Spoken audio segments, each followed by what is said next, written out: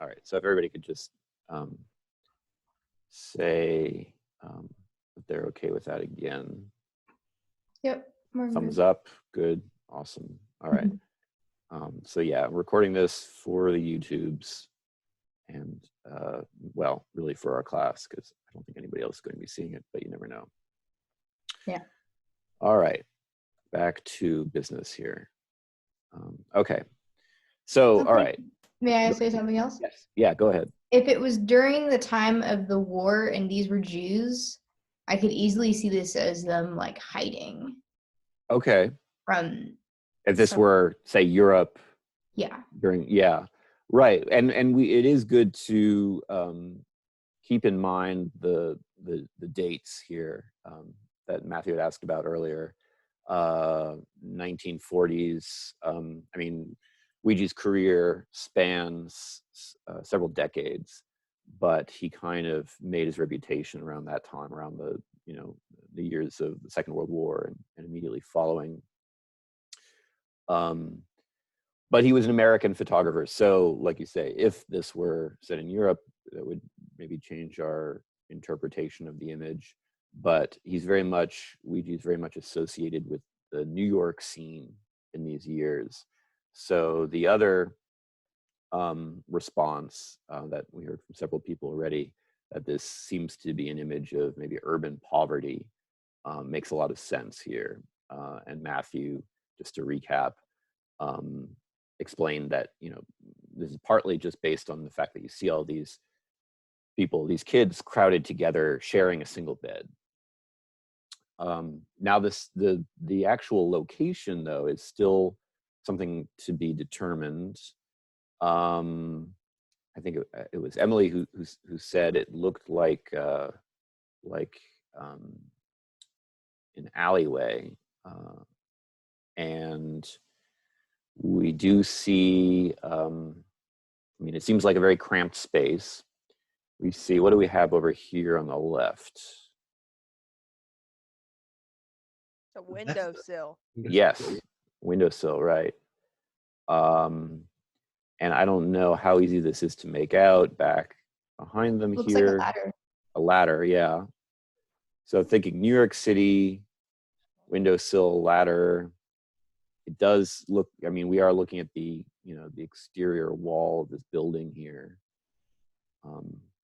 So it is immediately outside the building. So any other guesses as to where exactly these kids are sleeping? And is this fire escape? Fire escape, yeah. Okay. This this can be a tough question, because if people have never been to New York or a big city where you've got these old buildings that have these metal fire escapes with landings outside, windows in each floor, then it's difficult to make sense of what you're looking at here. What also makes it hard to recognize immediately, where we are, what the location is.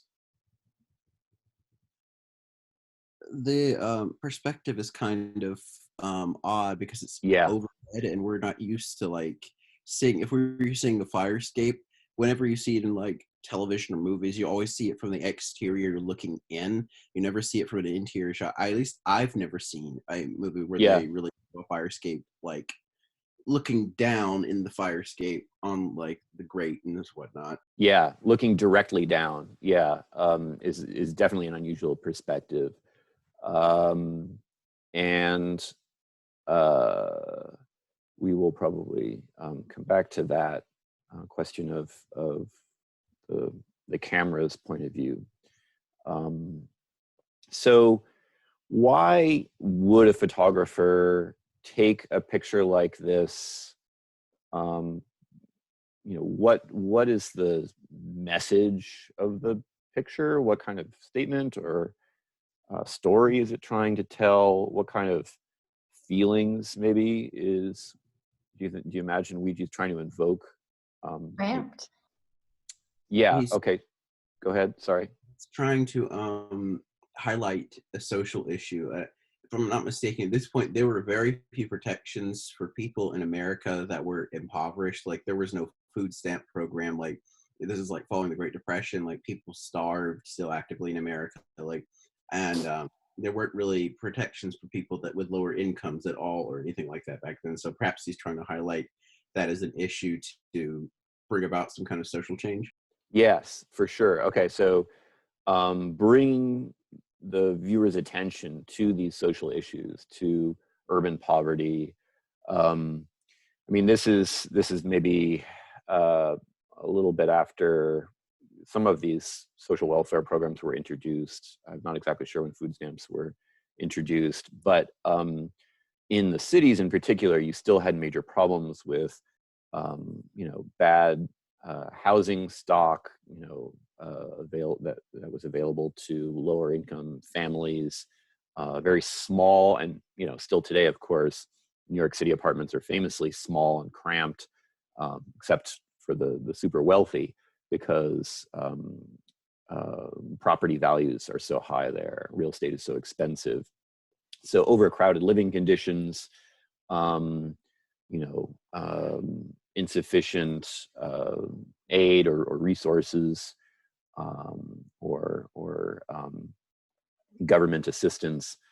All of these things did motivate photographers working in the United States during this time, and Weegee, although he's coming maybe a generation after some of these more famous WPA, Works Progress Administration photographers, like Walker Evans and Dorothy Lang, he can be kind of situated in relation to that tradition of documentary photography, photographs that focus on social issues, and especially on issues of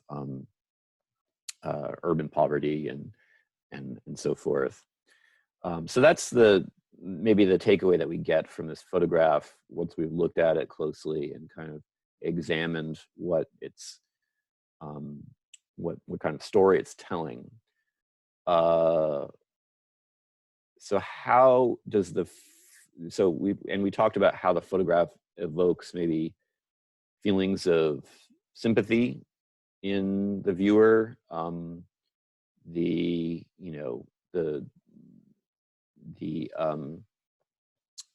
image of all these kids kind of crowded together, sharing this bed,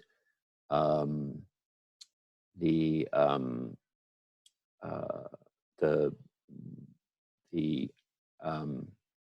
idea of sleeping outdoors on a fire escape also raises other questions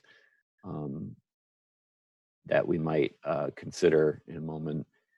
And what else about the nature of the photograph pulls on people's heartstrings, would you say? Like what is it about this image that maybe naturally or almost automatically elicits sympathy? Children, yeah. Good, yeah. A sense of innocence, not innocence. Being able to control the situation. Right. And why in particular is their innocence and their vulnerability so evident or so obvious here? They're in a fire escape. I don't think they chose to be there. There's that. A normal spot. Right. Also, maybe just the fact that they are sleeping, right? That's a particularly vulnerable state for anybody, and children, being naturally vulnerable, this kind of accentuates that. And you've even got the cute little kitten there that if all the rest of this weren't enough to make us feel for these poor kids, the cute little furry kitty cat there is guaranteed to put us over the top. Yeah. Okay, so it seems like we've mission accomplished here. We know what's going on in this photograph, but then we can compare this to another print taken from the same negative, but differently cropped or not cropped. So here we can see everything that the camera saw before the photographer made the decision as to what specifically to focus on or enlarge, what to make the focus of the story that he was trying to tell. So what new information is introduced here that we didn't have before? The situation is much more dire because there are even more children out in the fire escape than previously shown before. Although it's interesting, there's a kid looking out the window. It's interesting. Yeah. I feel like that takes away from it a little bit. That does. It's like the other kids laying on the fire escape. I see why he cropped it in a sense because I don't know, that takes away from it. That seems a little less serious, and for some reason that aspect of the picture, I see why he cropped it. Right. Yeah. I mean, and there are other obvious justifications maybe for cropping, like this out of focus railing or ladder rung or whatever it is, that's kind of blurry in the foreground. But yeah, the presence, the inclusion of this detail changes it somehow. What kind of responses do other people have, or what do other people feel about orphans? What's that? Are these orphans? Are they orphans? Okay, that's. Or in an orphanage, or a place of immense population. Okay, so you're asking, I guess, partly because they're all crowded together, and maybe also because there are no adults present in the picture, or what gave you that? Yeah. Okay. Yeah, no adults, and they're all kids. They really are kind of smushed together as if looking, having each other's backs. Mm-hmm. Right. Yeah. Okay. But what about this boy who's leaning out the window here? There's just okay. I hate to make another musical reference, but it reminds me of Annie and the orphans, and it's around the same time period too. It's like the 30s, 40s, like, and just the way like that is just kind of like rags, like they kind of had the rags for clothes, and they were kind of like, I mean, they didn't live on the fire escape. I think that would have been too dramatic for children. Yeah. There's something about it, him just leaning out the window, that seems a little bit more casual, a little bit more like he's like. Oh. Is he watching them, as in like being the scout of them? Well, why do you say that? Well, in all those classic stories, it's like you got, okay, who's gonna watch the fire at night? Who's gonna? Oh, okay. I see what you're saying. Right. Just a thought. Yeah. Well, that's a good question, because he is marked as he's set apart by the fact that he's not asleep, and he's watching them or looking at them. He's even got this flashlight here, right?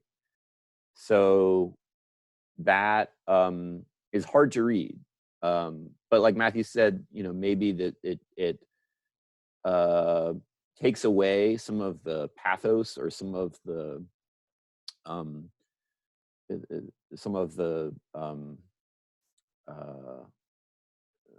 kind of seriousness of the photograph in some way. He doesn't seem to be obviously upset or worried or suffering in any way.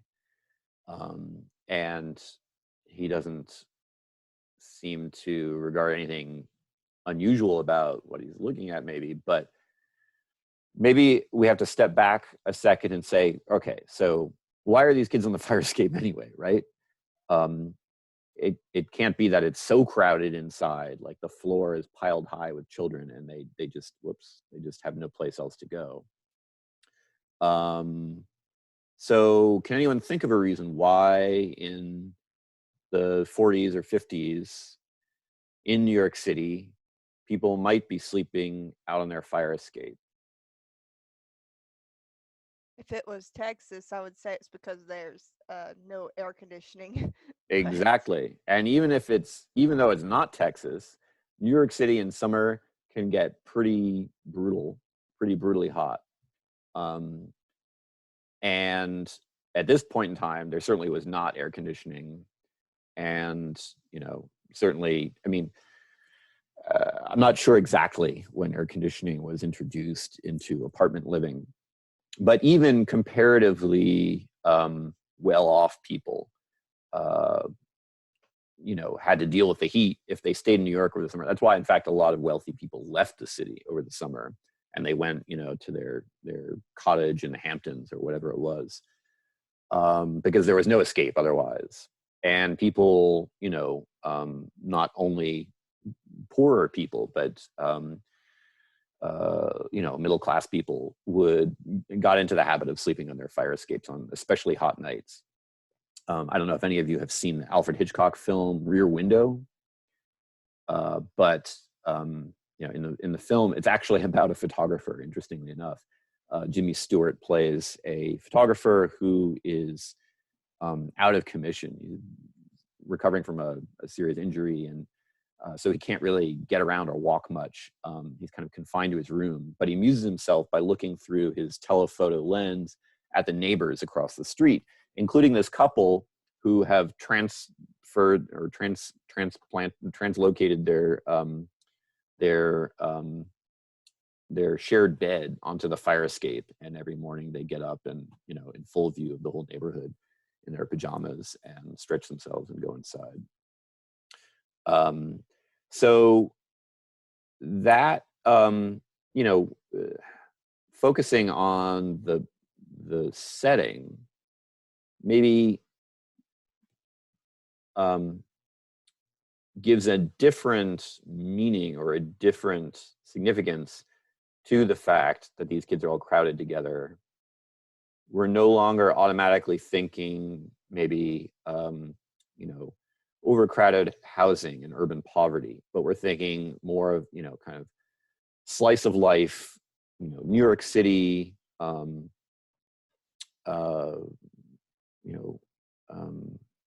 summer, beat the heat kind of photographs. You probably are familiar with, well, maybe not, not being from New York City, but every year if you pick up a newspaper every summer, you pick up the newspaper in a major city like Boston or New York, and some photographer has probably caught a shot of kids playing at a fire hydrant, that somebody's opened up, or finding other ways to kind of beat the heat. So it changes the mood a little bit. And then the presence of that other watching figure is significant, because when we look at an image where like this one, where nobody in the photograph seems to be aware of the fact that their picture is being taken, then it makes it maybe easier for us to look at it without questioning, how the photograph was made. When we look at this picture, we're not necessarily asking ourselves, how did Weegee get this shot? Because we are given this seemingly immediate, direct, kind of unmediated access to what we see, to this reality. But as soon as we think of these children as the object of somebody's attention, or we see that somebody else is looking at them, it maybe makes us more aware of our own situation or our own relationship to this image, and by the same token, it makes us think, where was the photographer when this picture was taken? How did the photographer take this picture? Why did the photographer take this picture? All these different reasons that could possibly come into play here. So, we might ask, why is this kid looking at these other children, maybe his brothers and sisters, sleeping in the fire escape. Why is he shining his flashlight on them? If they're not in any immediate danger, as they don't seem to be, there doesn't seem to be any reason for him to be concerned about them, about their welfare. Yes, they're sleeping in a fire escape, but you know, that seems to have been kind of a normal accepted thing here. So, so we have this kind of triangle here, right? We've got the sleeping children, we've got the kid with the flashlight, we've got the photographer. How do we relate them all?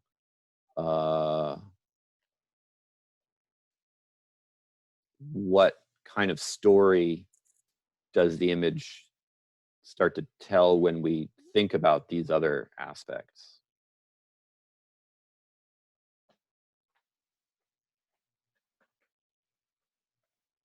Sanitation.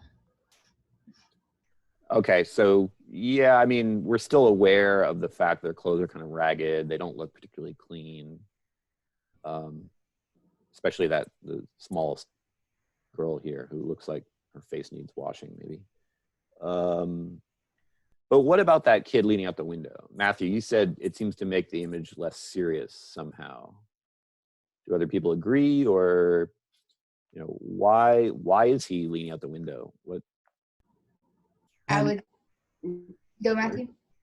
I was about to say, it feels like in this particular image, with there being more children out on the fire escape, with the way this, without the cropping and with him like leaning over, there is less of a sense of isolation as in the crop version, and it also seems a lot more open in terms of space. It seems like there's more space, but when he crops it down, like they seem like, I wasn't even aware it was a fire escape. It looks more cramped and unpleasant, like a spider hole. Yeah, like they're at the bottom of some kind of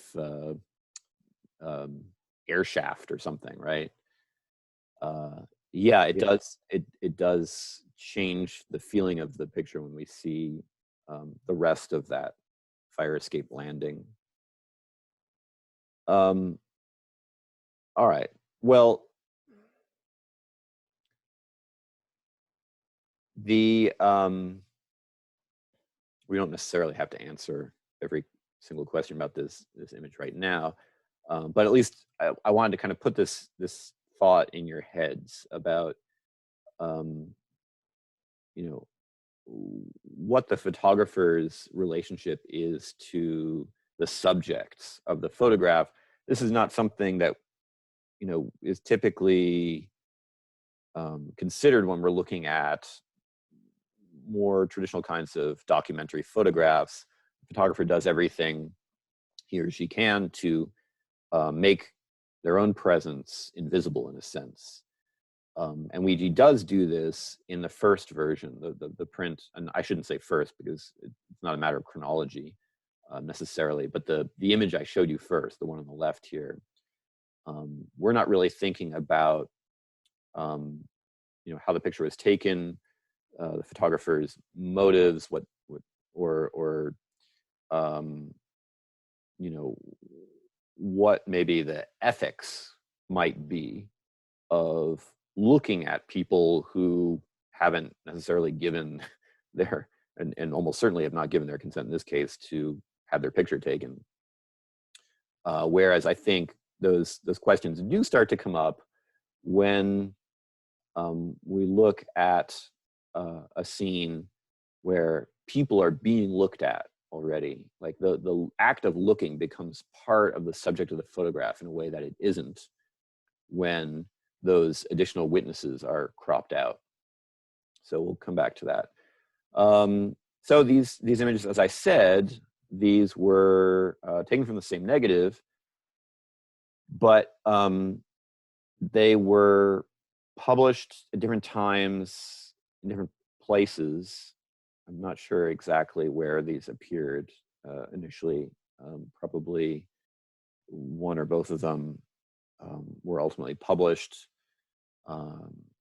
in a collection of Weegee photographs, a book collection. But he also held exhibitions of his work during his lifetime. And the titles are slightly different, and that could also be significant. The one on the left was titled Tenement Penthouse. The one on the right draws our attention again to the circumstances, the heat spell that has induced these kids to seek relief from the heat on the fire escape.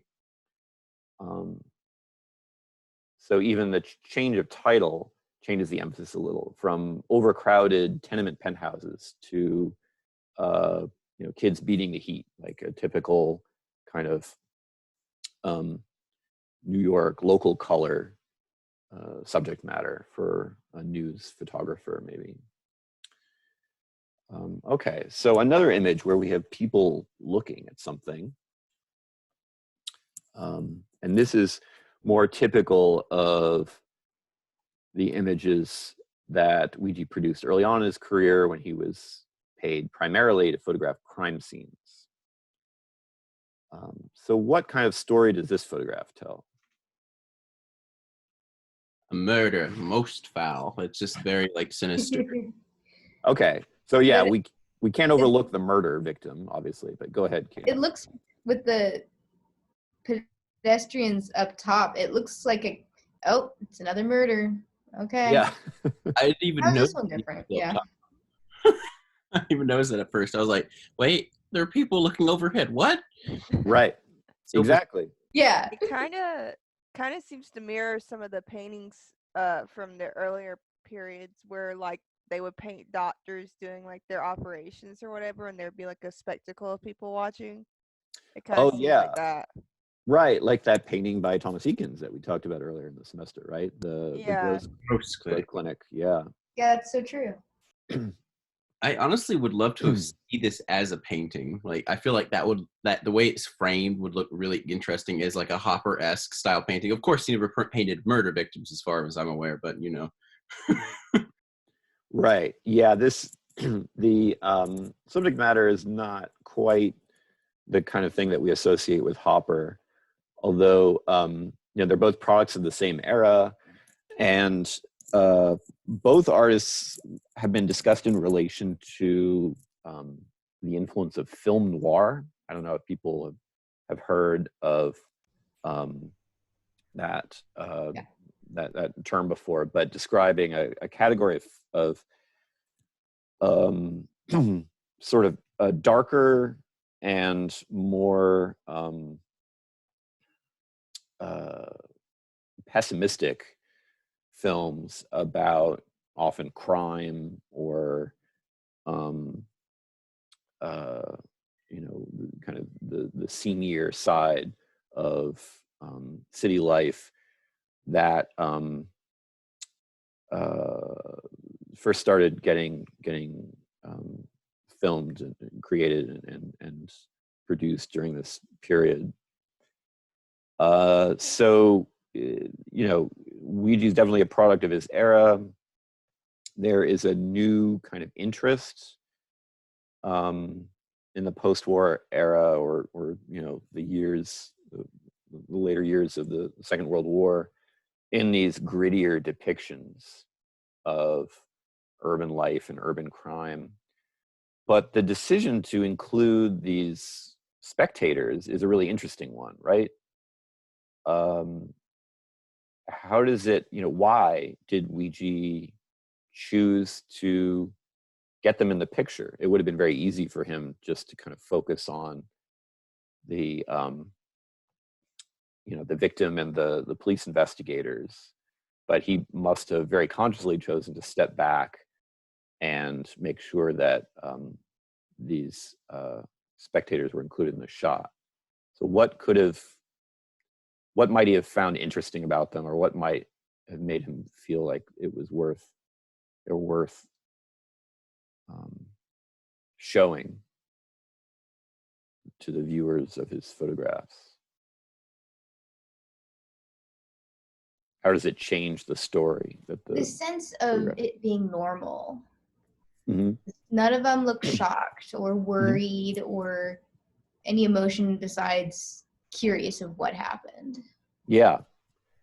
Like you were saying before, it It's like, oh, you know, another murder. Like, this is not something terribly unusual or uncommon or surprising or shocking to judge from their expressions.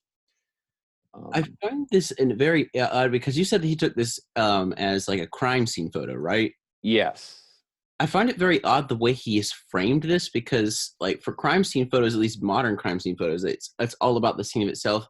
The idea that he's sort of like following the rule of thirds in this, which is a little odd to me, and it's framed almost like it's really compositionally framed. It's really interesting to me. Was that really common practice at the time? Not for news photography or news photographs, no. But on the other hand, of course, you can easily imagine that if he was printing, making a print from the same negative for a tabloid newspaper, he might crop it differently. He probably would leave out these people because, as you say, the focus of the news story is going to be the crime. But it tells us a lot about Weegee as a photographer, and the interest he took in the kind of human side of the story, that he made sure when he was taking the photograph that he got those people in the shot. It shows that he has there's another level of interest in the scene for him. He's not just interested in the murder, like how shocking, terrible, etc. He is interested in people's reactions to the murder. And of course, any, crime photographer is very sensitive to, the interest of his audience or her audience in the images that, that make up the crime photographer's stock in trade. But normally, they are not reflecting on that in the photographs that they make or that they take. And for Weegee, this is, this is like an essential part of what speaks to him about these events. It's not the crime itself necessarily, but the way that other people react to it. And this really does put Weegee in a different tradition, a tradition more of we could say a fine art tradition, because artists, unlike people who are only interested in taking photographs for informational purposes, artists are very often kind of self-reflexive or reflecting on the circumstances of viewing, the actual gaze of the viewer in composing a work of visual art. We were talking about this a lot in previous discussion of Hopper's works like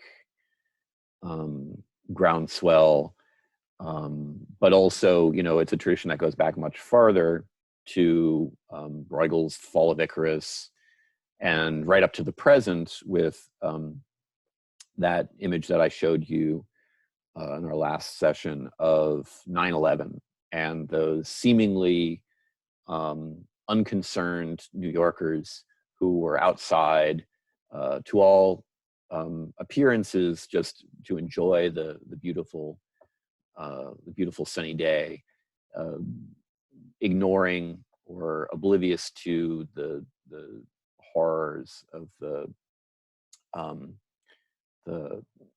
Twin Towers collapsing in the background. Now, the crime itself, does the photograph tell us anything about the murder itself? Well, it's not looking at details, which made me think that it was a common thing. Right. And what else might remind us of how common these kinds of crimes are, these kinds of murders? What do we make of this graffiti here? A back alley. Okay, so it, I think, is actually a rooftop. And you might expect to find graffiti on a New York City rooftop. But is there anything interesting about this graffiti that maybe ties it to the crime? You're telling us to be detectives, but Yeah. that's not our forte. Come on, it just, it's not it's not a real test, but it's kind of fun, right? Is it Play the guy's detective. name or where they're at? Because clearly that's in the center of the. Right. So Royal or Royals, maybe there's an S here, could tell us something. What about this here? The way the O is painted. Like a target. Yeah. Right. Like, the target of a shooter, right? So that might be a tip-off that this word was painted on the ledge of this rooftop by the people who committed this murder. And in that case, why would somebody paint something on the scene of a murder? We have to ask ourselves. Again, pretending to be detectives just because it's fun. It's probably a gang thing. Yes, yeah. So Royals maybe is the name of the gang that committed the murder, and they want everybody to know because that's how gangs work, right? They spread their influence through a kind of reign of terror where people become afraid of them, afraid to cross them. So, I'm sorry. Sorry, go ahead. It reminds me, not to make another musical reference. I don't know why all musicals are set in New York City in the 1940s or 50s. But the way that it's marked really reminds me of West Side Story. Like in the opening West Side Story, of course, there's this whole dance number, and then you see where spray painted the gang's names all over like the streets and the buildings, like right parts of it. Yeah. Because when you're a jet all the way, from your first cigarette to your last dying day. There you go. Yeah, I can keep with you here, Matthew. Some of these references. Look out for West Side Story coming to a theater near you. Yeah. Hopefully. So that was just by way of supporting Katie's point that this does seem to be a kind of murder that is relatively common, and so that then becomes the subject of the photograph. The fact that murder seems like this everyday thing, and people are totally kind of jaded about it. They are desensitized to this living in New York. So it becomes more a portrait of the city and of city life rather than of a specific crime. All right. What do we got going on here? Whoops, I did not mean to do that. I meant to move this over. Looks like a man who drowned and they're resuscitating him. Yes. Why is that woman smiling? Yeah. Right. That's weird. It's right. Like, so man's drowned. Oh, look, the photographer. Why is she smiling? So you answered the question, take a right? Selfie. Exactly. You guys got it right off the bat. So on the face of it, it seems like another type of news story photograph. This guy who drowned, but it becomes a completely different kind of. It starts to tell us a completely different kind of story about these people who. And you have to remember, this is long before the days of smartphone photography, or even amateur photography. This was before the days when ordinary people could afford a Polaroid camera and take family snapshots or whatever. In these days, somebody brings out a camera and it's an event, and you're suddenly aware that your picture is being taken, and maybe like that for you becomes more important than the fate of this poor drowning victim here.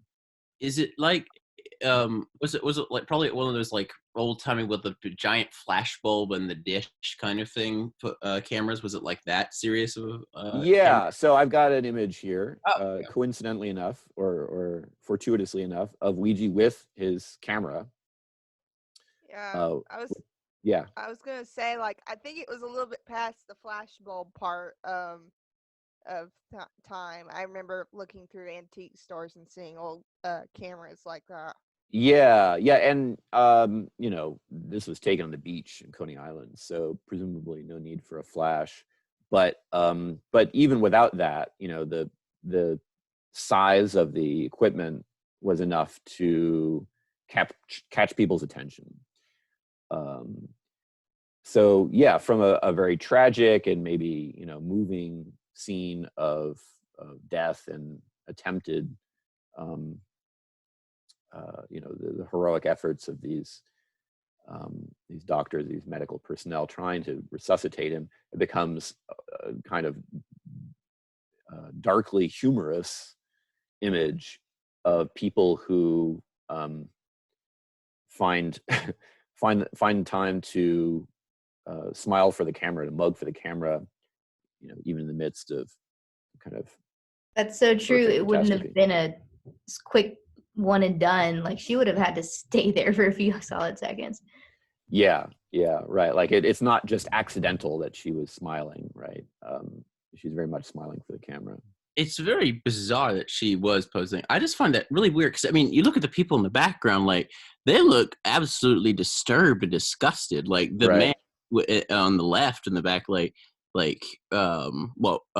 standing in the swimsuit, like he just is like, ugh. Yeah. But she's the only one that looks like she's actually like posing for the camera or looking directly at the lens. Right. Which makes her interesting and makes her like a human being. You know, we all have our weaknesses, our foibles, or whatever. Um, and so she becomes the star of the photograph, not maybe for the reasons she intended, but all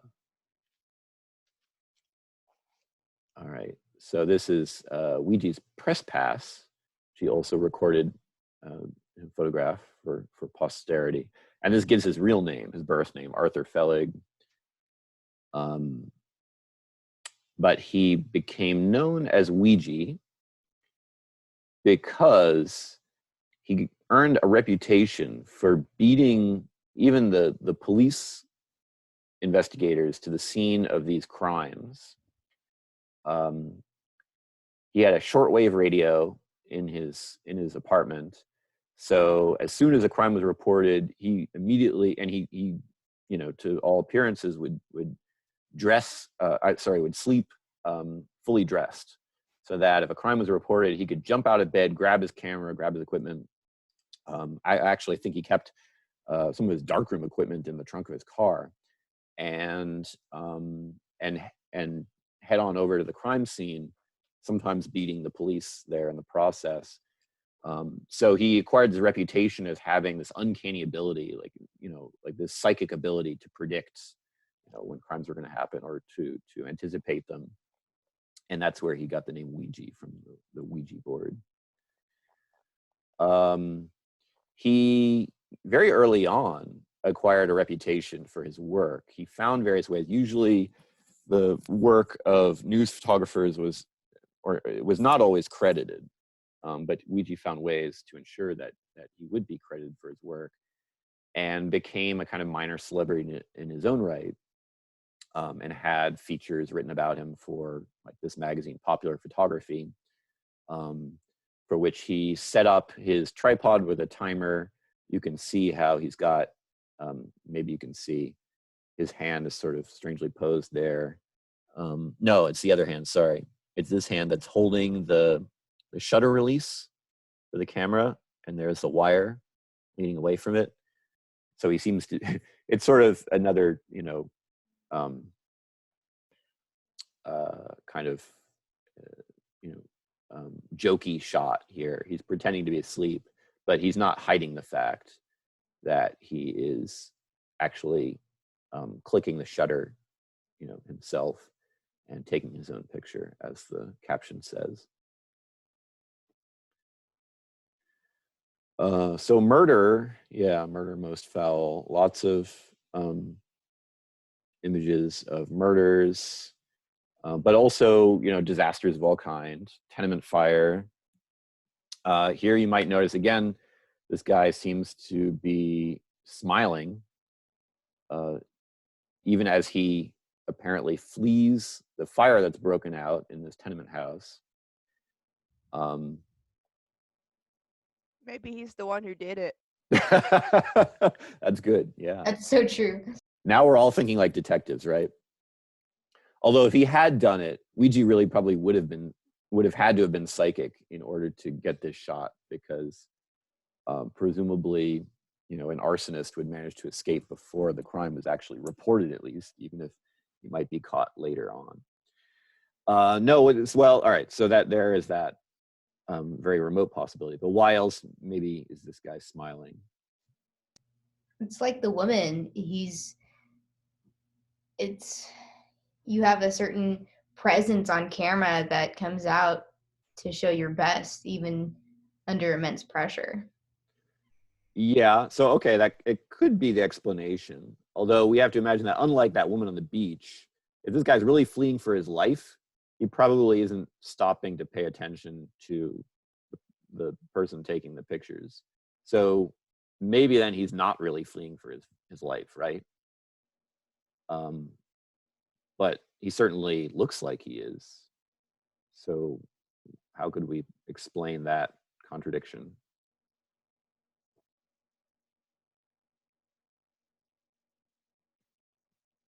The mystery, the plot thickens here, right?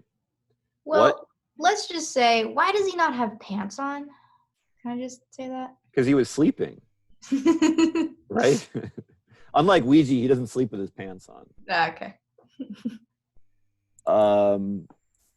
What if Weegee got to the fire, but he'd gotten there too late to capture shots of anyone escaping? You think maybe he might have persuaded somebody, like slipped somebody $5 to take off his pants and pretend to be running down the stairs? Yeah, totally. Yeah, Sure. I think it's in character. I think that might be exactly what's going on here. And maybe this picture didn't come out. Maybe the fact that the guy was smiling made this picture unusable for its intended purpose. Publication in a newspaper story, but maybe Weegee found it amusing enough because of that that incongruity that he kept the picture. And well, if that's the case, then wouldn't that make you think of all his other photo shoots? Like, how many of them were staged? Sure. Yeah, I think it absolutely makes us ask that question. Like this comparison here. Let's see. All right, so this is a shot that's actually discussed at length in the Richard Meyer essay. And the one on the left is the image that Weegee actually took. The image on the right is the one that was actually published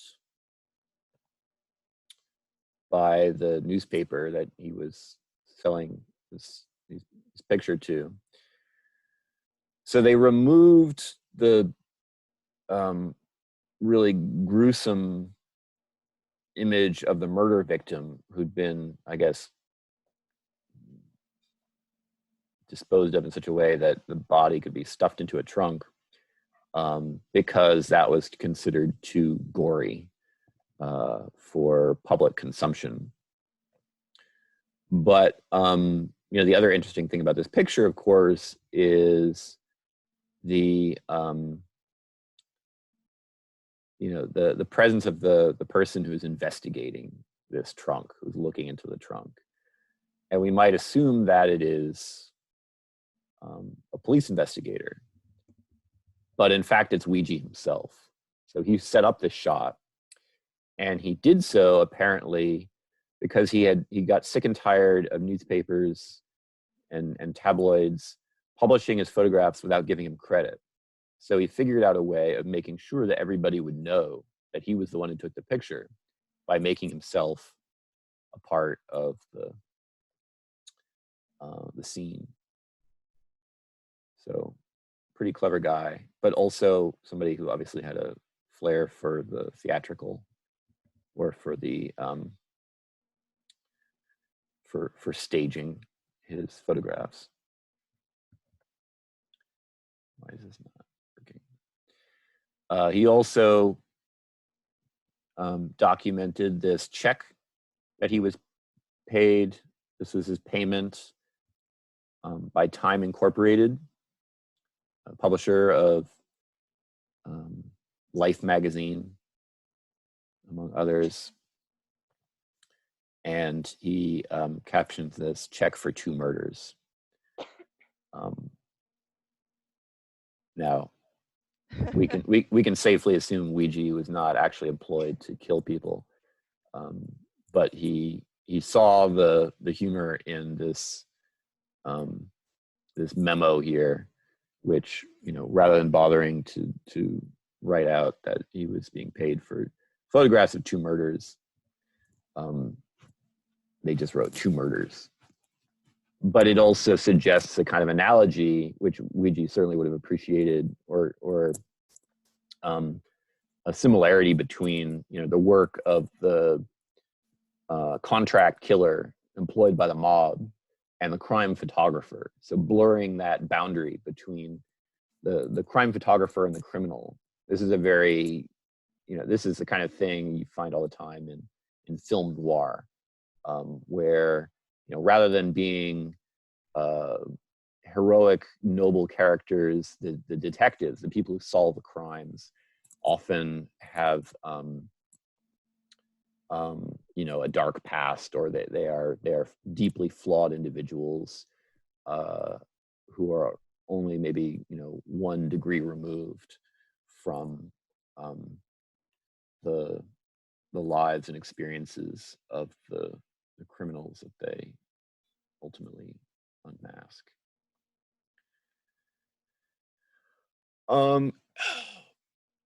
As I said, you know, Weegee started out as a crime photographer, but branched out to gain recognition for photographs of New York City life. So all kinds of popular or public events and occasions would be documented in his photographs. This was a kind of impromptu parade that was put together, organized by the neighborhood inhabitants of Little Italy, a section of New York that's historically Italian American, to celebrate the end of the war. This reminds us of the historical context again. In the United States during the war, it did not suffer nearly as much as many of the probably any of the European countries involved in the conflict, or China or Japan. It was spared most of the violence. There was no fighting on the American mainland, although, you know, the bombing of Pearl Harbor is quite famous. But that doesn't mean that, you know, life was unaffected by the war. There was you know, there was rationing, and there were, of course, all of the people, men primarily, who were sent off to fight in the war. So when it ended, this was definitely an occasion for celebration. And Weegee captures the exuberance and the excitement of this kind of spontaneous neighborhood celebration. Another image commemorating the end of the war, a couple reunited after the soldiers returned.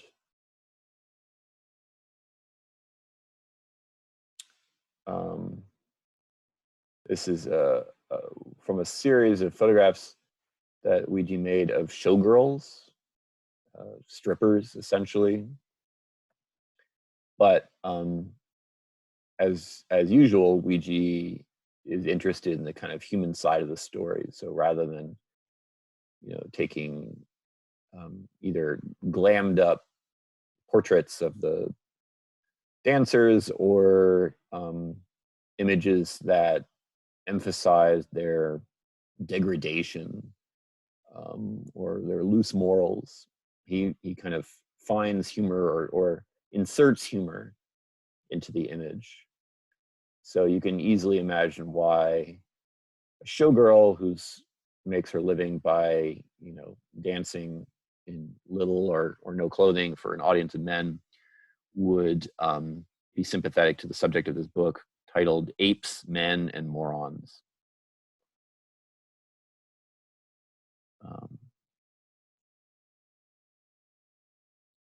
And that's just the title or caption of the photograph. Another image, which in this case includes some of the men who either worked at this establishment or frequented it. And unlike the showgirls who, are paid to let people look at them, the men who maybe are employing them don't want their pictures in the newspaper. So it really highlights that double standard. And just makes for a amusing contrast between the indifference of the dancer here and the panicked reaction of this suited man on the left. Society portraits. If you're a member of high society, you might not want Weegee to be the one to take your portrait,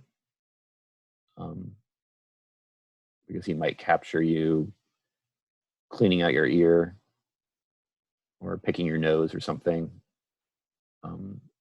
at a fancy occasion like attending an opera performance. And he, in addition to images that show, criminals or people engaged in disreputable activities, hiding their faces from the camera, he or people, confronted with tragic events. He also took a lot of pictures of sort of satirical pictures of high society events. I have some up here. This was a book published of Weegee's photographs called Naked City. And the title is obviously sensationalistic, like a lot of Weegee's photographs, but it reminds us that people recognize that his real subject was the city itself and the whole diversity of types and of characters he found in the city and all of the kind of picturesque and humorous moments that could be found amidst the more serious or sad kinds of stories of city life. He photographed people who, would not have, normally been people who maybe occupied positions kind of on the margins of society. Like this person who has probably been paid to dress up like the New Year's infant or whatever it's called. The New Year dressed in swaddling clothes who takes the place of the elderly, decrepit year just ending in illustrations of New Year's celebrations. And the joke, of course, is that here he's, having a beer in contrast to his costume. He's not doing such a great job of impersonating a newborn infant with that beer in his hand. He also took photographs of cross-dressers and entertainers and people who were swept up by the police in their raids on gay and lesbian bars. So this caption is rather outdated because transvestite is not a term that is preferred or considered respectful in our present moment, but it was used without any intention, I think, of insulting or derogating the subjects of these photographs. In fact, I think one of the things that makes them remarkable is that these people who are being essentially singled out and bullied and intimidated on the grounds of their sexual orientation or their gender presentation, because they dress as women or because they go to gay and lesbian bars. They were easily victimized by people who were willing to exploit their vulnerability. So a lot of times, gay and lesbian bars would make payoffs to the police to keep the police from shutting them down, because at this time, homosexuality was still criminalized. But it was standard operating procedure. And a lot of these bars were owned by the mafia, incidentally. So they were owned by people in organized crime who made money off them. But these bribes were paid with the understanding that every so often the police would have to conduct a raid, quote unquote, have to conduct a raid to prove that they were doing their job. These so-called vice squad raids. But what Weegee focuses on here is not on, the spectacle of these people's victimization, but the fact that they are able to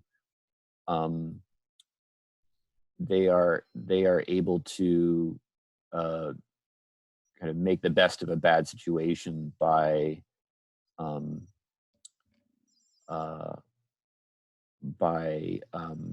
posing for the photographer, and turning this from a moment that could be considered shameful or degrading, being loaded into the back of a police van, into their 15 minutes of fame, being fabulous, even as they are placed under arrest. So I think Weegee was ahead of his time in that respect. It's a great photo, right? Yeah. Of this person showing off their legs for the photographer as they are loaded into the van.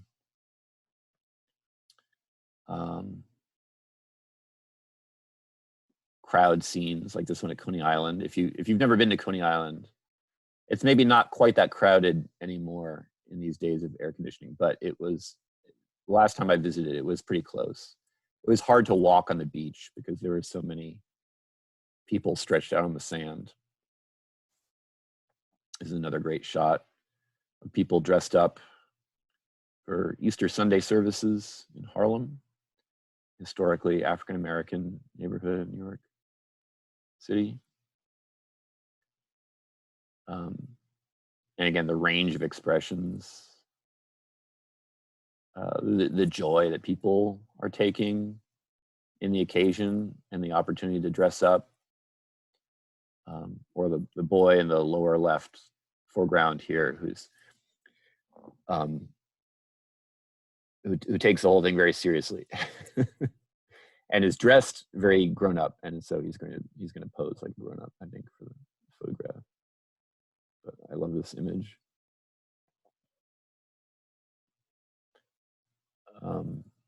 Another shot of Harlem city life. And another image that highlights the poverty and the inadequate living conditions of a lot of urban poor, the broken glass in this door, framing the shot, this woman and her child. But in contrast to, say, this photographs of impoverished sharecroppers or migrant workers in Works Progress Administration, photographs from the 30s, Weegee is not making this woman out as a victim. He's showing her as a person, as a human being. She is not letting the broken glass in the window ruin her day. She's smiling here for the picture, and just going, continuing to live her life in the midst of these surroundings. Another person who was caught in a candid photograph sleeping on his fire escape. So apparently Weegee made a practice of this.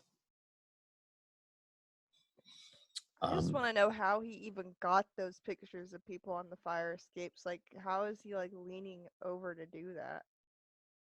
I don't know. Any suggestions or hypotheses? I mean, it that's funny. It could be that he was leaning out the window above, right? It's either that or he was climbing up these fire escapes and taking pictures of people without waking them somehow, which seems kind of unlikely. Or maybe he got access to other people's houses, other people's apartments, rather. I'm not sure. An image of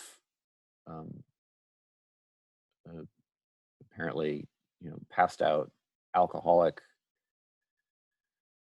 person on the framed by this ironic advertising poster, drink Coca-Cola. Looks like he could have taken that advice, to judge by his current situation. Frank Sinatra, the first celebrity, even before Elvis, that sent young women primarily into kind of a hysterical state of sort of hysterical frenzy and adoration when he performed.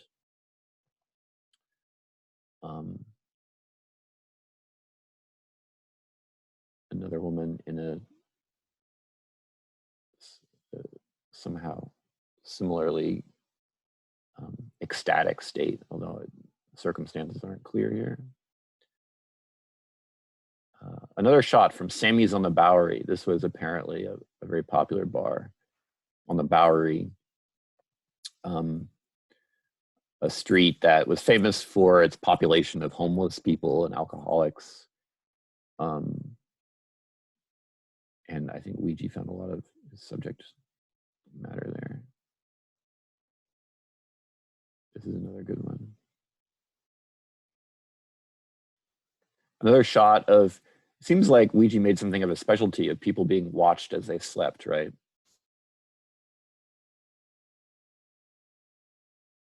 It's that whole consent thing. Yeah, but in this case, who's doing the watching? The giraffe. Yeah. All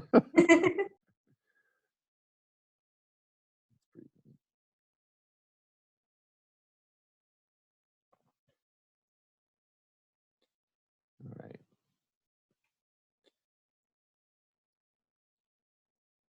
So yeah, the reading goes through the history of his professional career, the exhibitions he had. This one's at the Photo League, called Murder is My Business, which first established his photographs in a kind of wider context where they could be viewed, basically as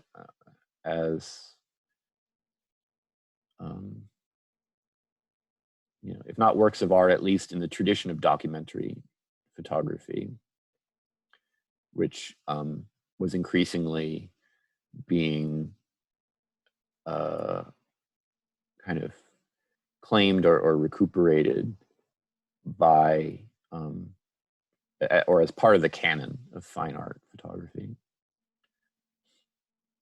And he had these various sections of like wallboard or whatever with captions that he created, and he arranged he selected the photographs and arranged them and so forth. These are more of these society shots. Yeah, this one. The 4 hi-hats waiting for James in the limousine. And this was another good one. He actually dressed up as a clown to take pictures of circus performers going undercover, as it were, although nobody. Oh my gosh! My grandmother did paintings of that. Did like made up paintings of that clown that disturbed me as a child. Yeah, I should have offered people a warning before I showed. Ooh, you want me to show you? I have it actually right here. You want me to show it to the class? Like, sure. Can I? Oh my gosh! Sure. Okay. You see why this was childhood trauma for me? Okay. You'll have to unmute your camera though.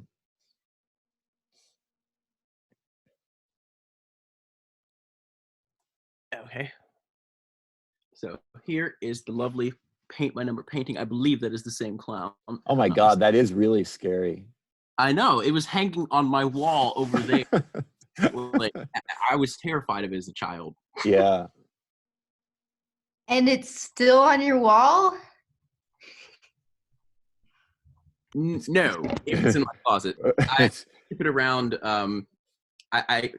Funny story. I took it back to Western as a joke, and I scared my roommate with it. Like I put it on the wall, replaced like one of my roommates had put like a photo in a frame up, and as a joke, like I like took that off for a second. Then my friend tried to take it off the wall. My other roommate, he was already scared of it, and the string snapped when he was trying to take it off the wall, and it scared him. He screamed.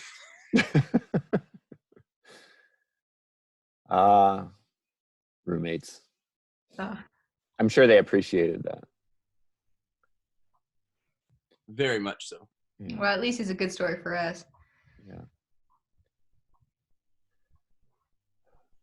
Okay, so Weegee, he's interesting for many reasons, but one of the reasons I matched up that reading with the essay by Kenneth Silver called Modes of Disclosure is because, in a way, Weegee could be identified as an early example of an artist who kind of blurs that divide between the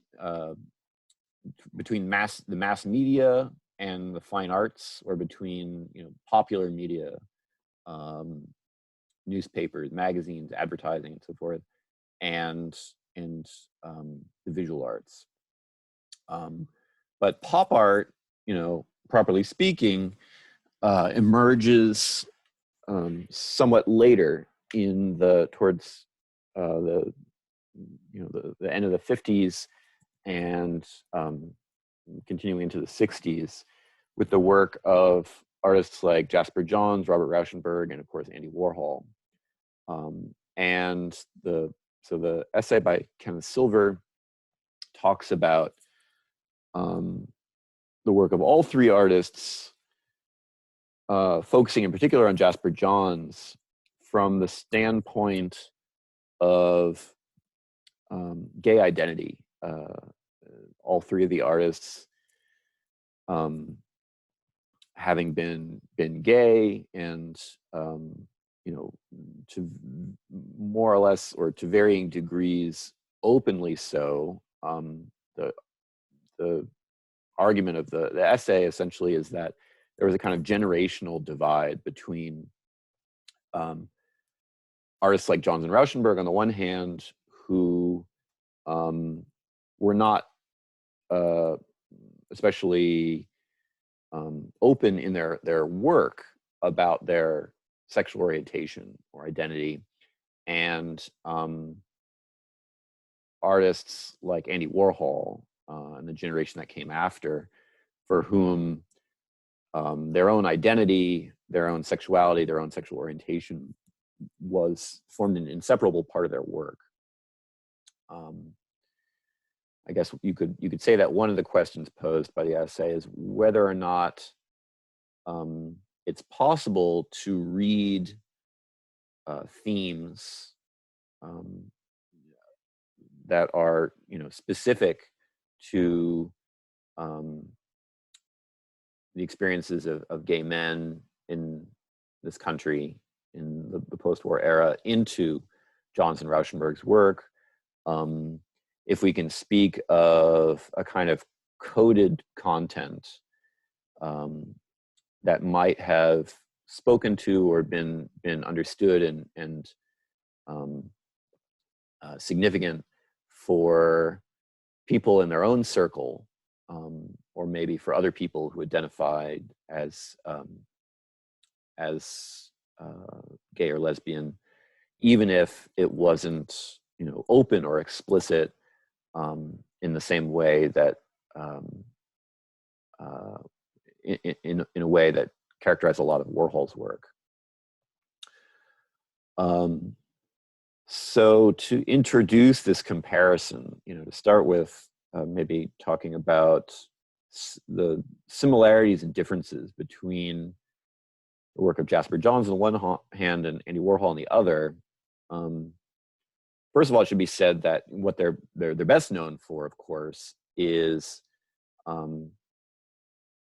this what I just described as a kind of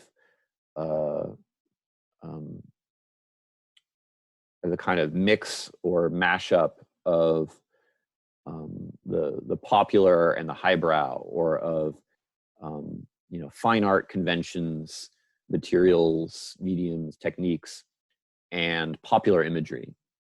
So an example of that would be this work by Jasper Johns called Painted Bronze, which features, this is a sculpture based upon casts that the artist took of two actual Ballantine ale cans, which he then hand painted in oil paint to kind of mimic the look of the printed label that was applied to the cans when they were, manufactured in factories.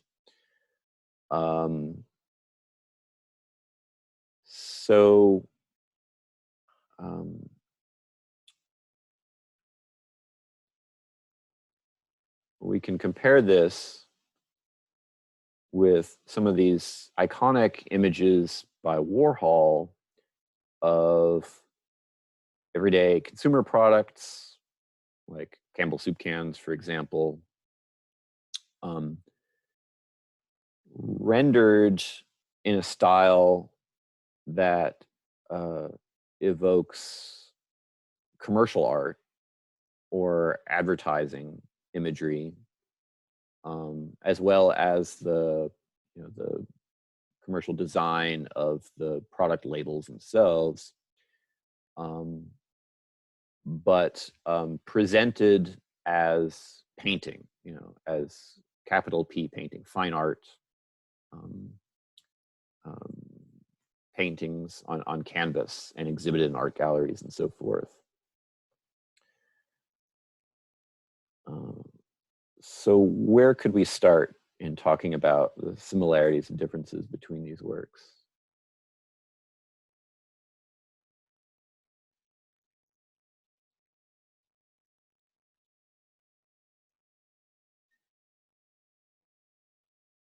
Well, they're cans, I can tell you that. Yeah, okay. So I tried to make it easy for you, at least up to a point here. I did find two works of art that both feature cans. And as I said, these are, these are commodities, right? Whether it's beer cans or soup cans, these are things that are available in a supermarket that anyone can pick up. They're not the kinds of things that would normally seem to belong in the same category as objects in a museum or displayed in a gallery, right? So can anybody, maybe if anybody's taken my classes on modern art or contemporary art, identify a precedent in an art historical precedent for this this type of decision to take an ordinary everyday object and present it as a work of art?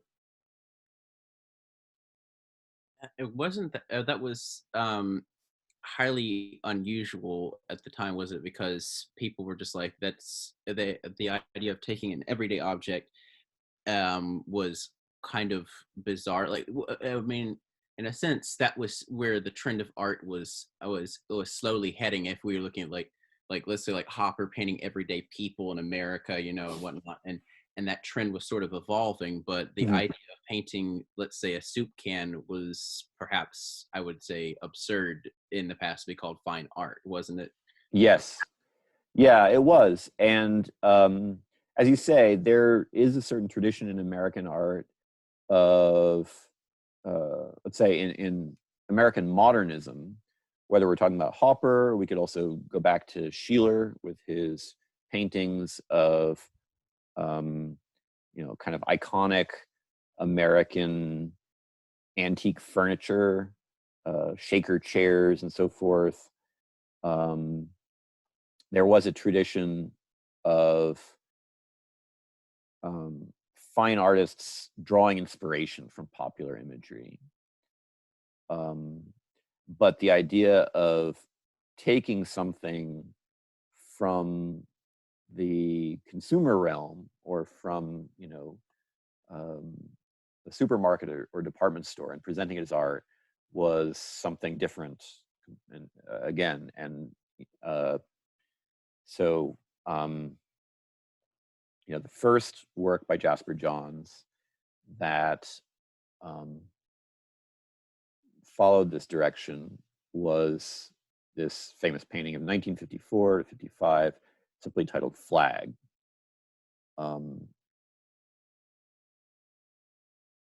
And certainly there have been paintings before this work and after this work of American flags that celebrate patriotism and so forth, but they're almost always, generally speaking, paintings of flags, not paintings that could themselves be categorized as a flag, as John seems to be categorizing this work with this title. So it is painted, and that's very clear. If we, were to look closely at it, you could see the texture of the paint. It's actually painted using a very unusual technique of encaustic, which is a wax-based medium. It's pigment suspended in wax that has to be melted down in order to be applied to the canvas, and then it dries very quickly. Encaustic over newsprint collage. So on the one hand, if we look closely at it, it's clearly not an ordinary flag. On the other hand, it's not, painted illusionistically. This is not an image of a flag waving on a flagpole. It's a direct kind of one-to-one translation of the design of the American flag onto the surface of this painted canvas. So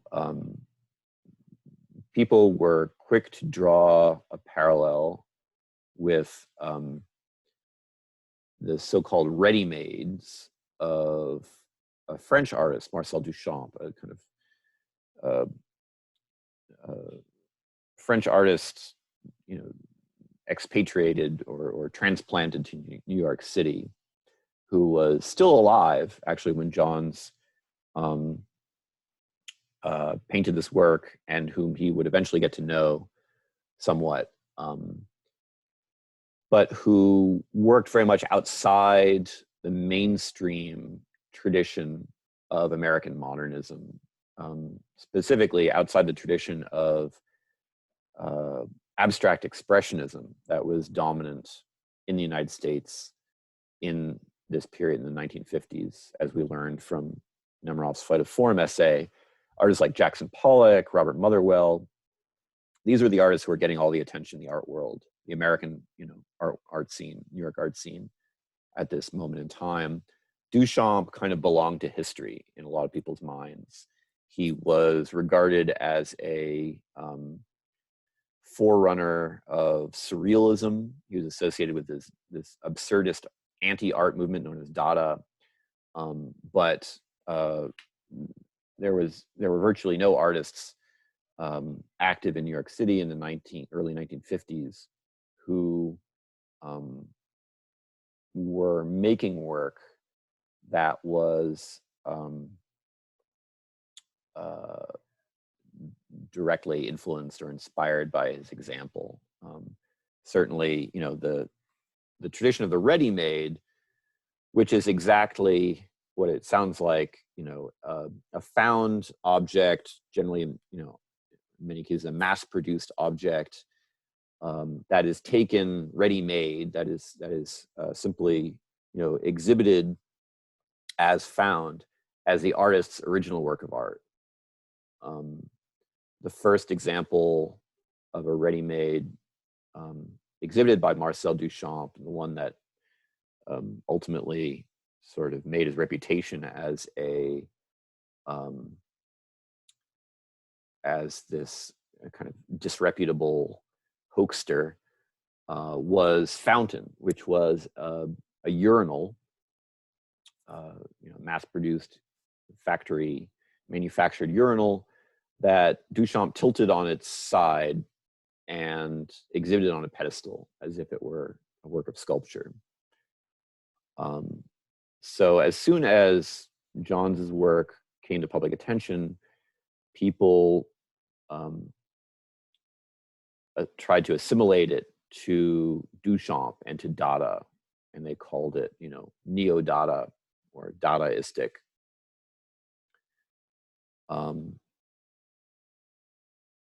Jasper Johns's peer and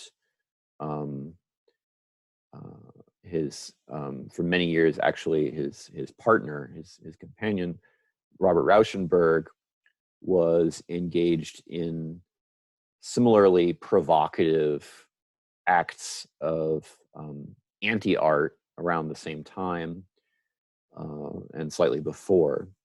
So he elicited considerable controversy when he exhibited this work titled Erase de Kooning Drawing, which, as the title describes, was created by obtaining an original drawing by this famous abstract expressionist painter, Willem de Kooning, a drawing that would have been worth a lot of money if Rauschenberg had maybe managed to sell it or chosen to sell it,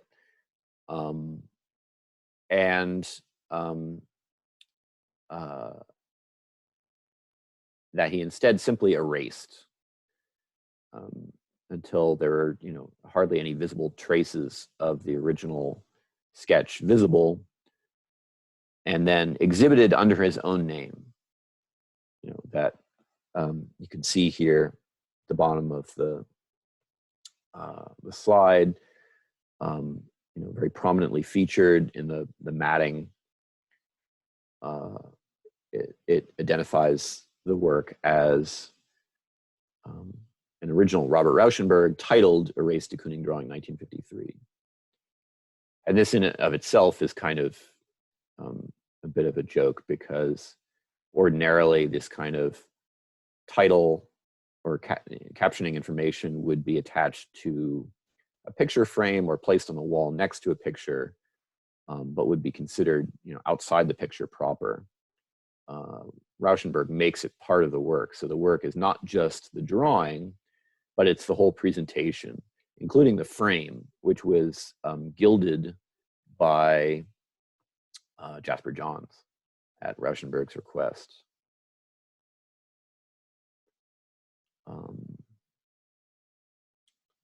Rauschenberg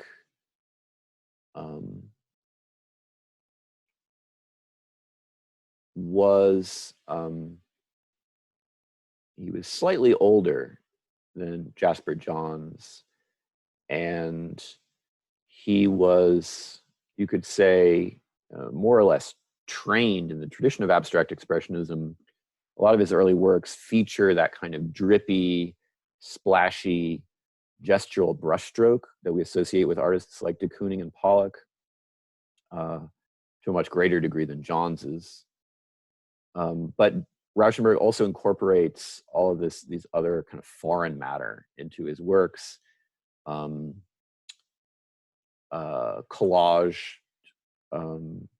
pieces of fabric or printed paper, like you see in the upper section of this painting, or this lace doily here on the right, as well as found printed matter, like clippings from newspapers or magazines that were collaged into the painting and overpainted, similar to the way that Jasper Johns was overpainting newspaper and newsprint collage in works like Flag. Rauschenberg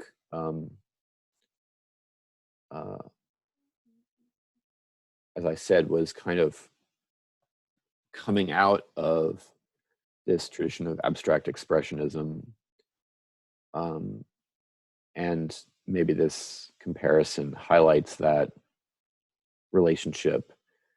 The drips in particular are something you see in a lot of de Kooning's work. Both his abstract works and the more figurative works that he started producing in the 50s, again, after having abandoned figuration many years earlier, he goes back to it.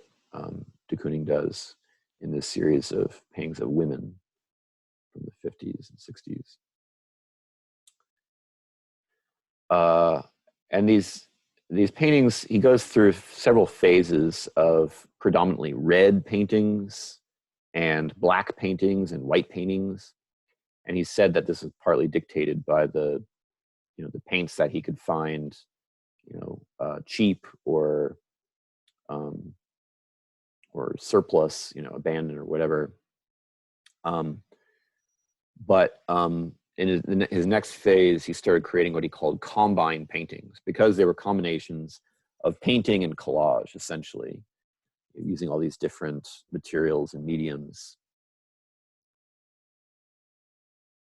And then subsequently, he started to explore printmaking and lithography as a medium that enabled him very easily to borrow imagery from all these different sources from the history of art. So you see part of a famous painting by the Spanish artist Diego Velázquez, the Rockaby Venus at the top, alongside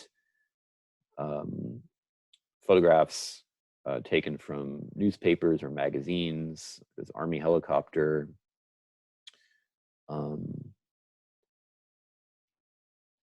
Sometimes kind of remixing or recombining them.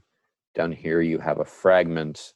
This is actually a fragment of the Velázquez painting that you see at the top there, that shows the female, the reclining female model's face as reflected in a mirror that she's holding up.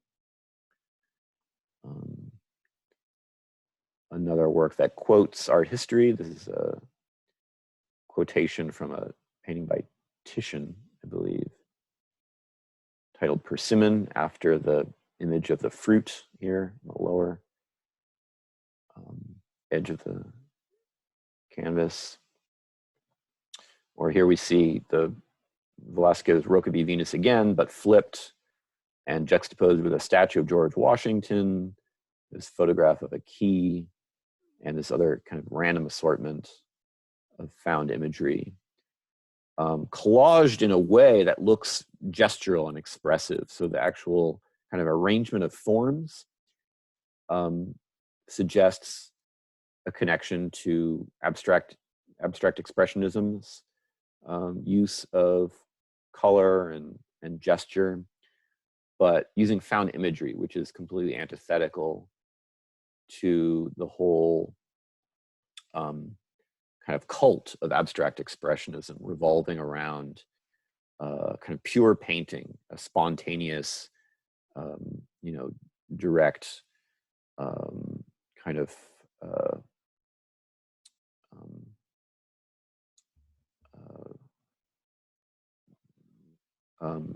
expression of the artist's hand, or the artist's physical bodily engagement with the canvas. All right, so here is a painting by Jasper Johns that's of particular interest to the author of this reading, Kenneth Silver. And in this work, Johns, like Rauschenberg, seems to be very explicitly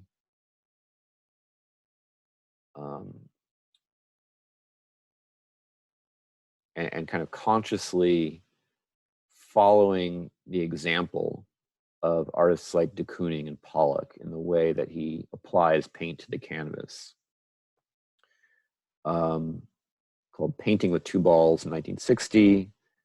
So in addition to his usual materials, encaustic and collage, it also features these two wooden balls that are kind of sandwiched between two of the stretched canvas panels. So it has this connection to abstract expressionism, to the work of an artist like de Kooning.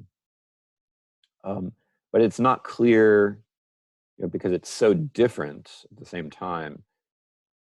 One of the questions that the painting poses is, what is the nature of this relationship?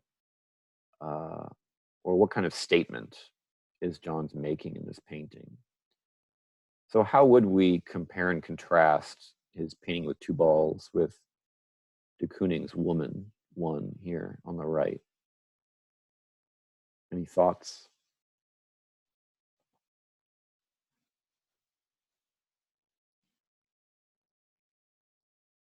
This is out of my league. I don't know. Okay. My goal is to make sure that everyone feels like they are within their league here.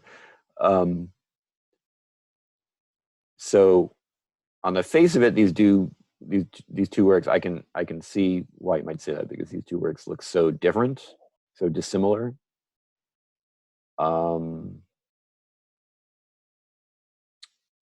So we could talk about that, right? One contains representational content. It's an image, although a very distorted, kind of grotesque image of a woman. The other one does not seem to contain any recognizable imagery, although it does contain these two wooden balls and the caption at the bottom, the text that gives the work's title and signature.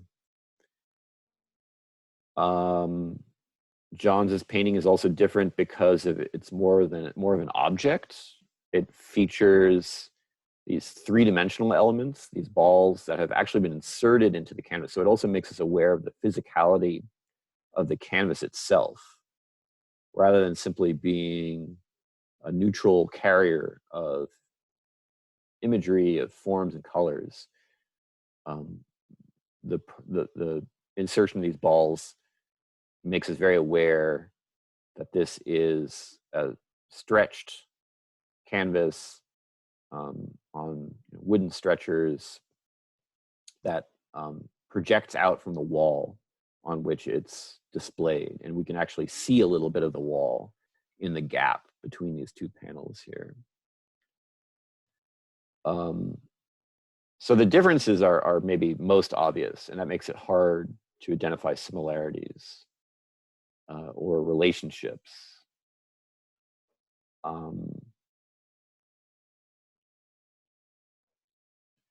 Let's see, if we, I'm just going to jump ahead then to talk about another Johns painting, and maybe we can come back to that comparison. Target with Plaster Casts of 1955 also emphasizes this contrast between the flatness of the image, like in Flag, in this case it's a target, and the physicality of the canvas support, which is attached to these wooden compartments that all feature three-dimensional plaster casts of different body parts. A foot, the lower part of a face, a hand, a nipple, an ear, a penis in green there, the heel of a foot, that orange object, second from the right, and then this kind of mysterious, unidentified looking thing in the far right, painted black.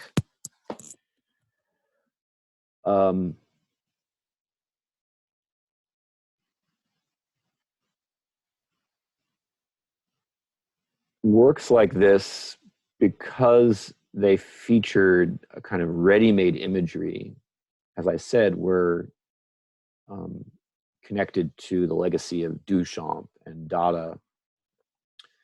There are also aspects of this painting that I guess that could be linked with surrealism, like the plaster casts. But both this kind of abstract kind of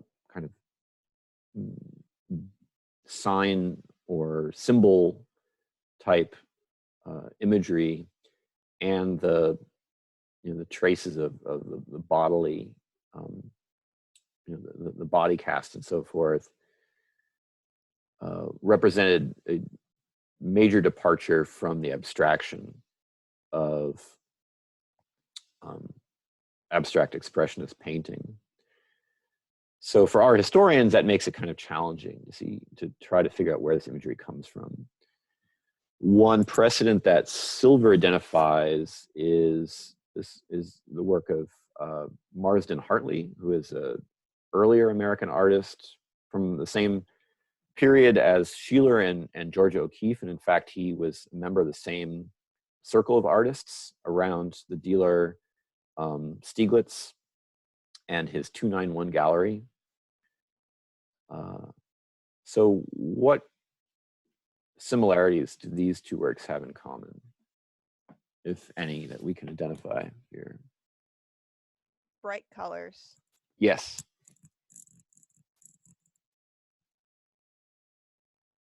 Also the use of circles. Mm-hmm. Okay. So the use of this kind of these symbols and these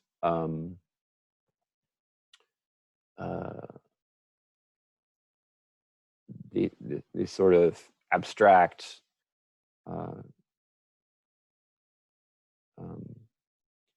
signs, or trying to come up with a better term,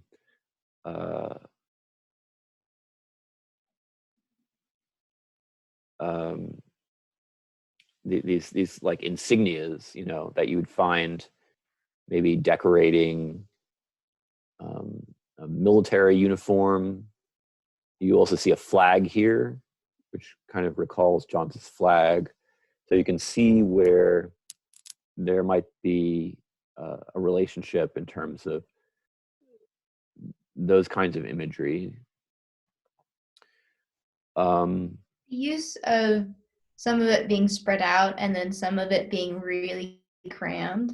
Mm-hmm. I feel like that as Okay. use of space is odd. Yes. Yeah. So the flatness, maybe the way everything is sort of pressed up against the surface of the or compressed within this very shallow picture plane in the Hartley work on the right. So, you know, unlike Johns's flag, you do have some indication of three-dimensional space here, the way this flag seems to be waving or fluttering. But everything looks very crammed together, like you said, Katie. So it creates an overall impression of flatness or compression that's maybe comparable to the flatness of Johns's target. What about the title of this painting, Portrait of a German Officer? Kind of reminds me of those officers who are covered in all of the medals and awards that he's gotten, and it's gotten to the point you're like, are you even, we don't see your face, we just see your medals before we see you. Right. It's an interesting way to approach a portrait, right? You know, rather than showing the person, showing all the kind of the impersonal and abstract you know, awards and honors or tokens of identity, you know, German army insignia and so forth, that decorate the person's uniform.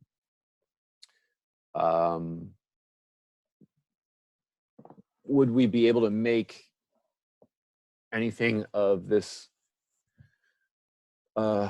in this connection with the Jasper Johns painting? Is there any way we could relate Johns's target with plaster casts to portraiture?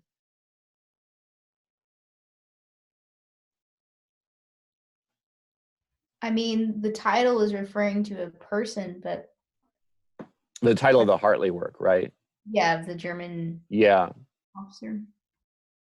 And yet it doesn't look anything like a portrait, right? And we could say the same of the Jasper Johns work. It doesn't look like portraiture, but it does feature these elements, these plaster casts that were taken directly from a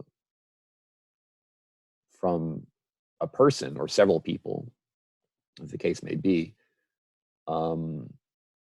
So both paintings kind of hint at the portrayal of a human being, but the actual nature of that portrayal or that depiction is very it's kind of fragmentary and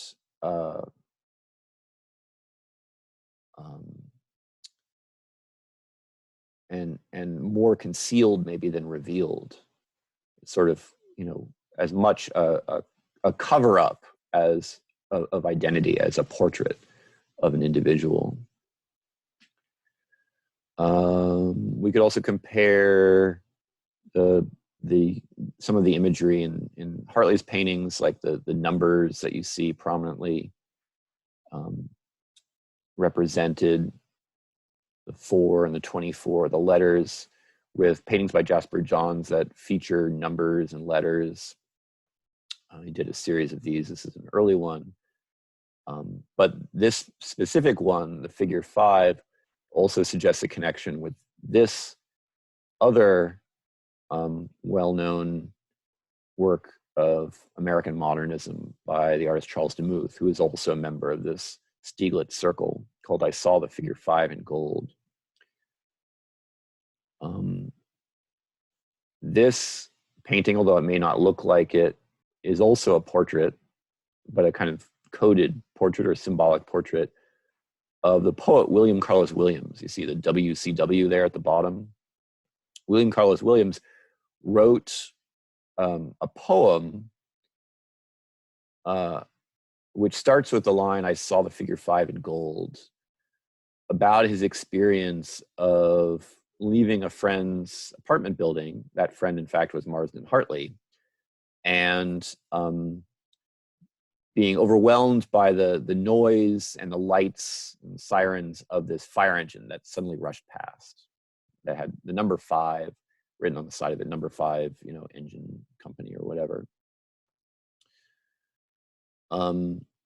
Now, I mean, I say these artists are, somewhat well known, and that's true. Their works were exhibited. This work was exhibited in the Metropolitan Museum when Jasper Johns was making his,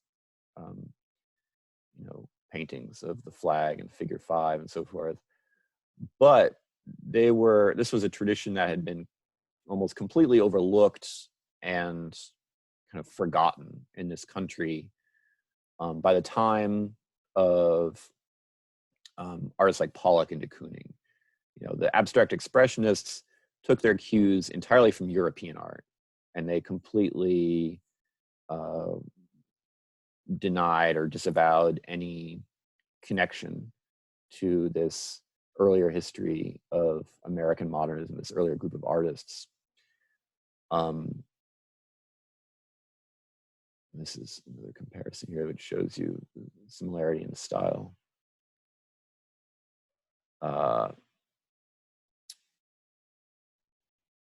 But what Silver, particularly interests Silver about these influences, what he is arguing were influences on Johns' work, is that for people who knew about this history, both of these artists, Marsden Hartley and Charles Demuth, were known to have been gay, and they, their art does not directly reveal that fact.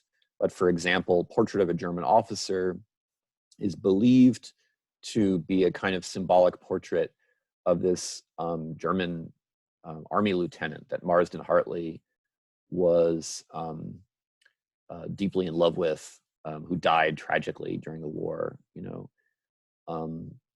and so these somewhat kind of hidden points of connection for Kenneth Silver, these illustrate the ways in which artists like Johns and Rauschenberg were able to avow their own gay identity at a time when it wasn't possible or socially acceptable or even entirely safe to identify openly as gay. And in that connection, there's a story relating to this work, Target with Plaster Casts, that shed some light on this particular moment in time. When Johns had his first solo show, this painting was included in it. And as soon as the show opened, it came to the attention of Alfred Barr Jr., who was in charge of acquiring works for the Museum of Modern Art in New York. Now, to have your work bought by the Museum of Modern Art was a tremendous deal for any artist, any American artist of this time, as it would be today, but especially for a young and almost entirely unknown artist like Jasper Johns. So when Alfred Barr Jr.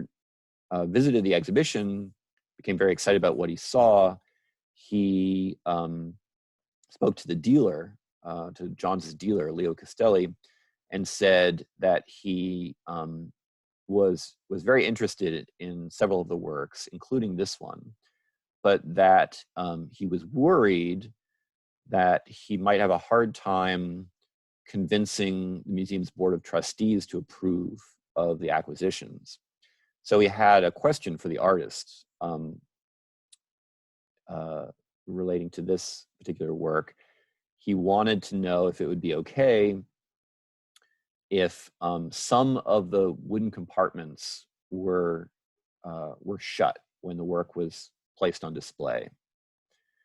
And he didn't specify which ones or why, but it's pretty clear that he was most concerned about the compartment that had the plaster cast of the penis. And Johns, to his credit, he obviously very badly wanted to get his work into the collection of the museum, but he wasn't able to make that a condition, that part of the work be permanently hidden from view. So his response was to ask Alfred Barr, would these compartments be shut all the time or just some of the time? And Barr said, actually all the time.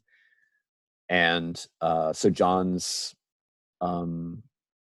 said that he couldn't go along with that because effectively, that would have constituted a kind of censorship. It would have been okay if some of the compartments had been, closed at various times, as long as they weren't permanently shut. Maybe the decision was a little easier for him because he knew that Barr was going to be taking a couple of other works. He acquired a green target and also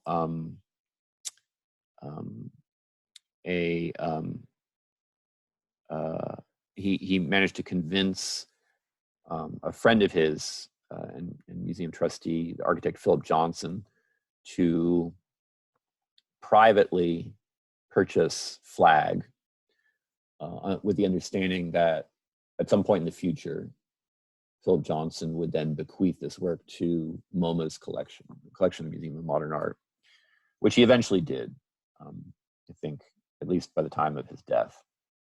And by that time, everybody at the museum was ecstatic to have this work in their collection, because by that point, John's reputation was secure, and this work was valued in the millions. They might not have even been able to afford it if it had gone in the market then. So this is really Silver's interest, is in trying to uncover a kind of secret history of these works, specifically of Johns's works.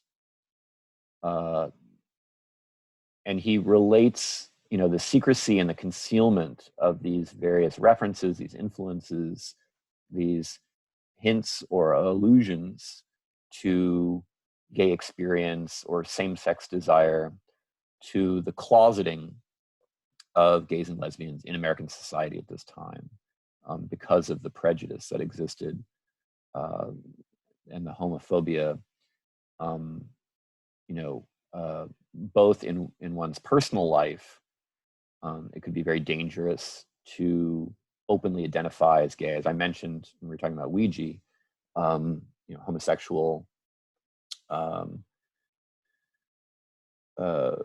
homosexuality was criminalized still at this time in this country, but also in one's professional life. As an artist, Johns and Rauschenberg are up against an artistic culture that is dominated by figures like de Kooning, figures who, both in their private behavior, frequenting like the Cedar Tavern and getting into barroom fights and so forth, developing a reputation as these kind of hard drinking, womenizing types, and their art, in the aggressiveness and the kind of machismo of their style of painting. They established a kind of ideal image of the artist that was very macho, that was very hetero, very very masculine. And for gay artists who are trying to find a place for themselves on this artistic scene, the situation would have been difficult. And Silver sees that reflected in the work as kind of a negotiation of of these various expectations, that at the same time is able to subvert them, taking abstract expressionist brushstrokes and kind of turning them against the established narrative. So painting with two balls, with the kind of double entendre of the title and the suggestion here of a masculinity that is under pressure or kind of under stress, evokes that idea of a subversion of macho or masculine tropes. And in fact, Johns, in explaining the title of this painting, has said that when he was coming up as an artist, everybody was talking about painting in these very macho terms. And if if somebody was referring to a really amazing or really impressive painting, they would say, now that's painting with balls. So Johns in his own head thought, all right, if you want painting with balls, I'll give you a painting with actual balls and see what you make of that. There's a similar story attached to this work, which relates to his dealer, Leo Castelli, and also involves Willem de Kooning. Leo Castelli was famous for being an excellent salesman and for being very good at the business of dealing art. And just as there were certain expectations placed upon the behavior of artists and the kind of pose or posture that they adopted in public at this point in time, there was also the expectation that people who were really involved with art weren't concerned with money, and that there's something vulgar about money, that it takes art out of the realm of ideas and the spirit, and places it in the realm of the commodity.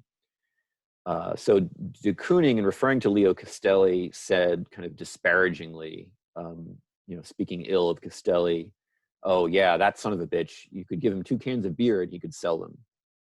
So just as with the story behind painting with two balls, as Johns tells it, he thought to himself, well, that's exactly what I'll do. And so he made 2 cans of beer and he gave them to Leo Castelli, and Castelli sold them.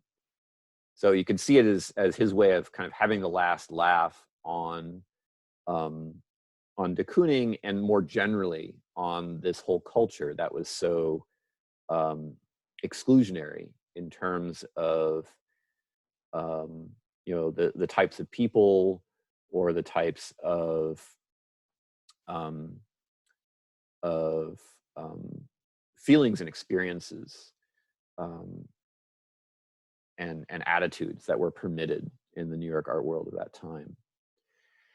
All right, I'm running out of steam here. I'm sure you guys probably are as well. So I think we'll just stop it there for today. But there's a lot more to the essay, to both essays, but especially the Kenneth Silver essay. Reading it really changed the way I looked at contemporary art, and it was one of the things that inspired me. It was one of the kind of intellectual encounters that inspired me to study art history. So I'll be interested to find out what you guys all make of it. All right, does anybody have any concluding questions, comments, concerns? No. No, all right. Cool. Well, thanks for coming along for the ride, as always. Thank you for your energy and your commitment to the class. We've only got a couple of weeks left, so we can see the light at the end of the tunnel. And I look forward to our future conversations. Okay. So have a good weekend, everybody. You Yes. too. Bye. I'll see you guys next week. Thanks so much.